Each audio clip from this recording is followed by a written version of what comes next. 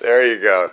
Well, listen, I appreciate you doing this. I'm obviously you probably get this all the time, but there are tons of us out here who are huge fans, and really am glad to get a chance Yeah. to finally talk to you. Let's just start zeroing right with Tinker Tailor. George Smiley, next to maybe James Bond, he's like the best known British spy ever created, fictional character obviously. But so we have the version from Jean le Carré's novels, and we've got the Allen Guinness version.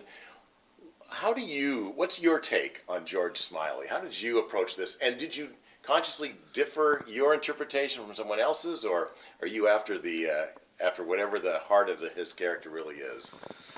Well, I just really started. I mean, you mentioned Guinness, and I'm old enough to remember the series in the 70s when it came out, and there have been other people who have played Smiley, Denham Elliott, James Mason, Anthony Hopkins, and of course Guinness, who made it very iconic and for many the sort of the definitive interpretation of him. But I just really went back to the source material, and you know, those others have. It's rather like someone who's climbed a mountain.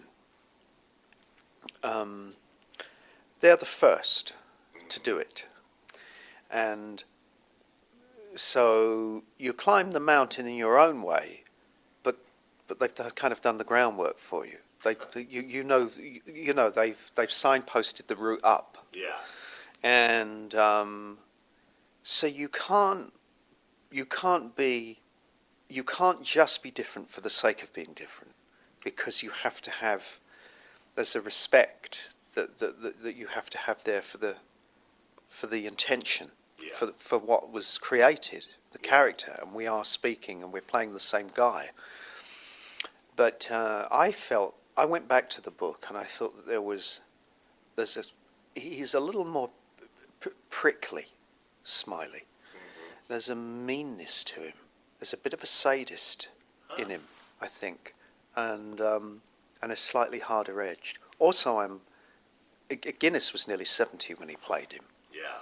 And I think that probably made him a little more huggable than You me. think so? Yeah. Yeah.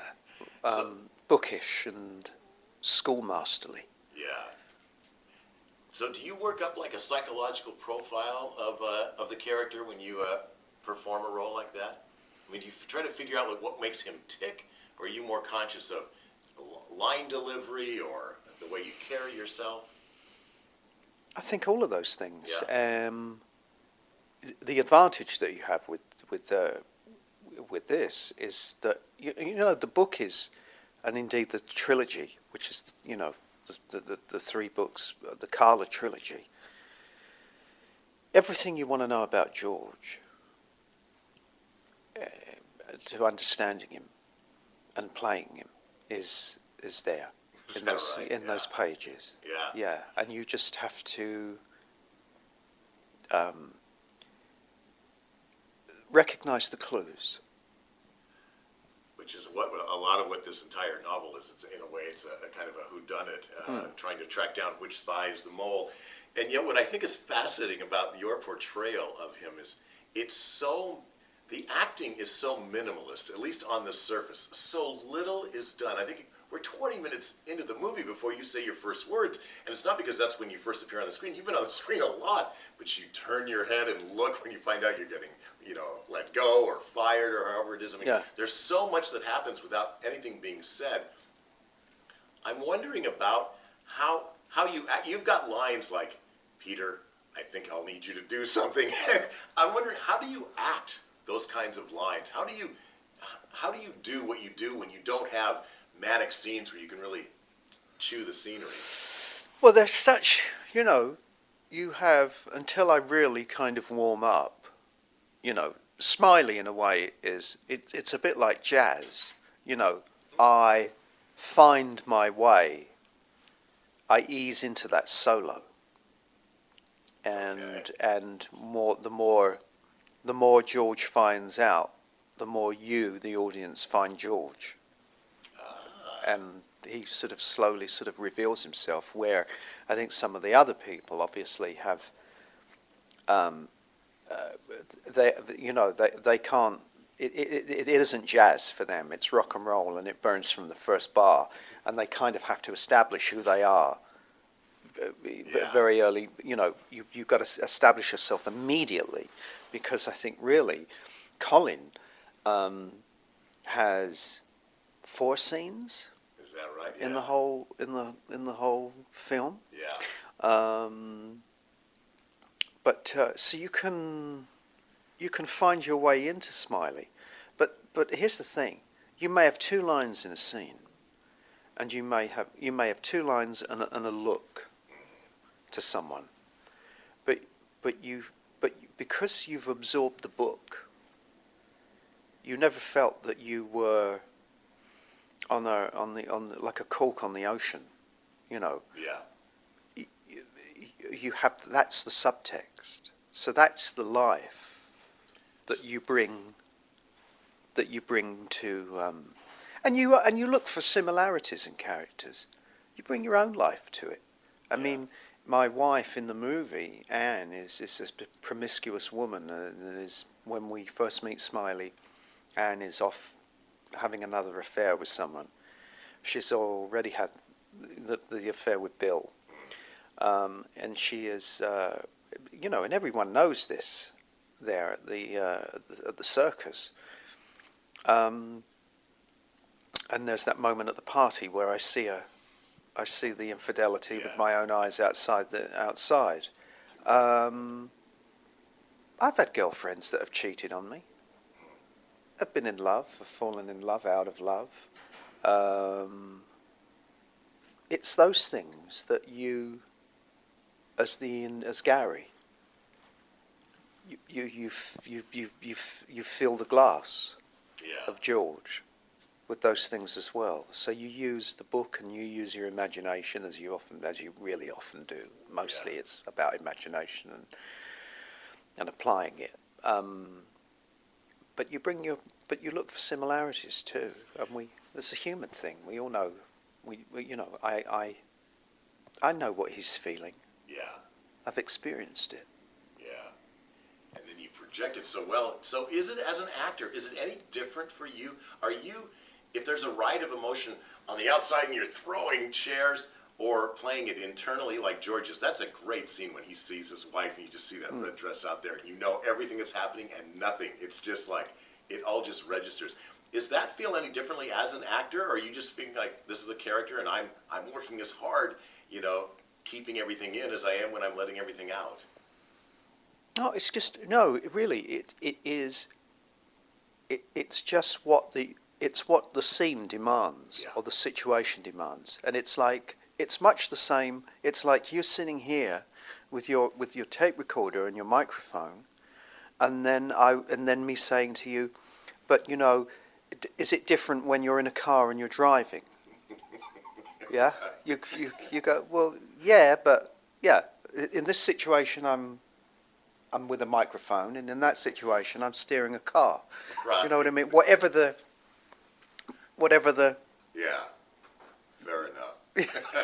I get it. Okay, so then I was wondering about, to us, as Americans at least, this feels like a very British film. You've got all these, the pantheon of great British actors, and, you foremost among them. It's directed by a Swedish guy, and so I'm wondering, does it feel British to you? When you're British, do you feel like, wow, I'm here with all the, the best gents of my generation? Yeah. It does, okay. Yeah. And if so, how is that different from when you do, because you've done tons of American movies too, or any other kind of movie? What does a British film feel like to you when you're making it? Or you don't think that way? I don't even know if you think that way. I mean, this is a British independent movie, and you feel the money, or the lack of. Oh yeah. There are certain luxuries that are afforded to you when you make a bigger budget movie. There's less time, there's less days to shoot something like Tinker Tailor. We shot, I think, it was a pretty ambitious schedule. It was 55 days, I think. Batman's 180. Yeah. You know, and so bigger canvas. But you do that is sort of the difference. You don't feel it's not. I've been lucky to work with some really amazing actors. I mean, great actors, and they've been they you know, whether they're Spanish or English or American. Or Japanese actually as well, and you know, I don't, and it's most of them have just been lovely to work with. They've been gentlemen, and there isn't a great deal of difference working with, you know, in terms of nationality or technique or approach to the work. Working with, like, say, you know, Kevin Bacon or John Hurt, and you have less takes because of the budget. It's two takes, 3 takes. This movie, it's not many takes, but you do get a sense of we're fans of each other's work, so it was nice to connect with people and finally work with some people that I admired for a long time, and it does feel like a very British affair. Yes. When we're in there, but we weren't allowed to get too sentimental. Yes. And that's where the Swedish came in. I see. Yeah. Some of the dark. Yeah, and he wasn't He wasn't in. He respected the material, but he really wanted to kind of do something, put his own signature on it, and make it his own thing. And perhaps, I don't know. But perhaps an English director would have had too much reverence for the material. Does it feel odd for you? I mean, I'm old enough to. I saw you when you were first, you know, doing Prick Up Your Ears and Sid and Nancy and all of that. You kind of were sort of this working class. I don't know if it was a bad boy, but you know, played a lot of sort of wrong side of the track types. And now you're among the distinguished gentry of British actors. Do you ever kind of look around and say, "Wow, how did that happen?" Or do you feel like you belong? You finally reached the. No, I worked at it. Yeah, you did. You definitely did. Yeah, I think we have. I mean, everywhere there's a class system, I guess, and we're even experiencing it now. You know, with all the occupiers and, you know, the haves and the have-nots. But there's a sort of it's very prevalent in the UK, even still, that there's that sort of class, very much a sort of class distinction. And I mean, I've said before, you know, if they had made Dracula in England, I probably would have played Renfield. You know? Yeah. So. Why? Well, just, you know, the Count is of good breeding and all of that, and Renfield's the crazy. Right. You know, the crazy. He's a bit lower down on the food chain there.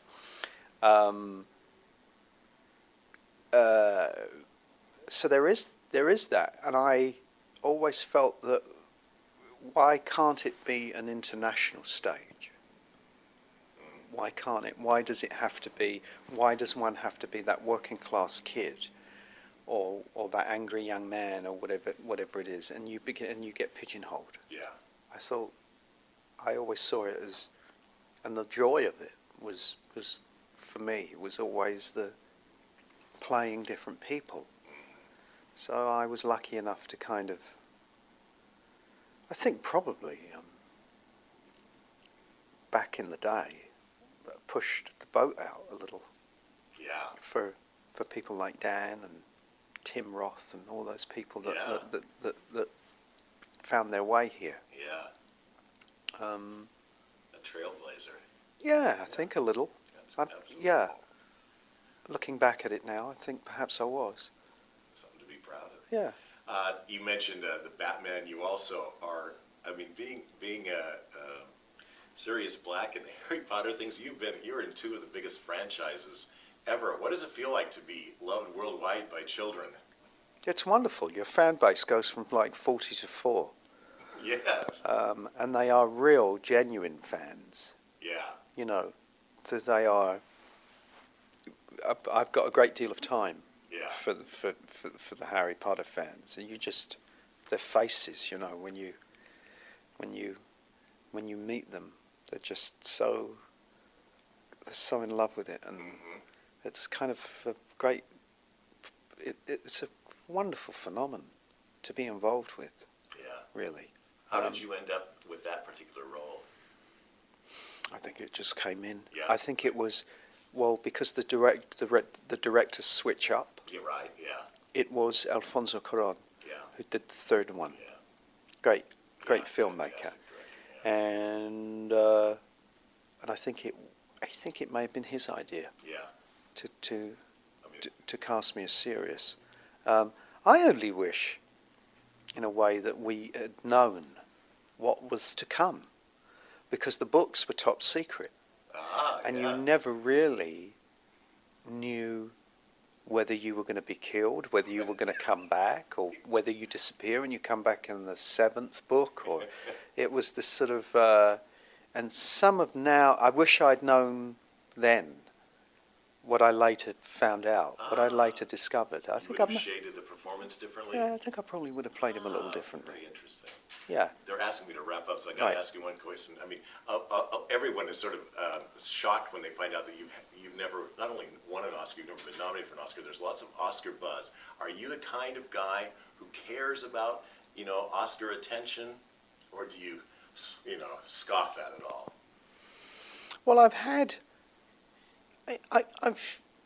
it's come my way occasionally in the past, but not to the extent it has with this. And I think I'm flattered, really. I don't think there's any, there's absolutely no shame in being, in being, talked about in that sort of.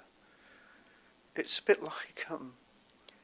bit like you fly coach for a long time, and you always wonder what's behind the curtain.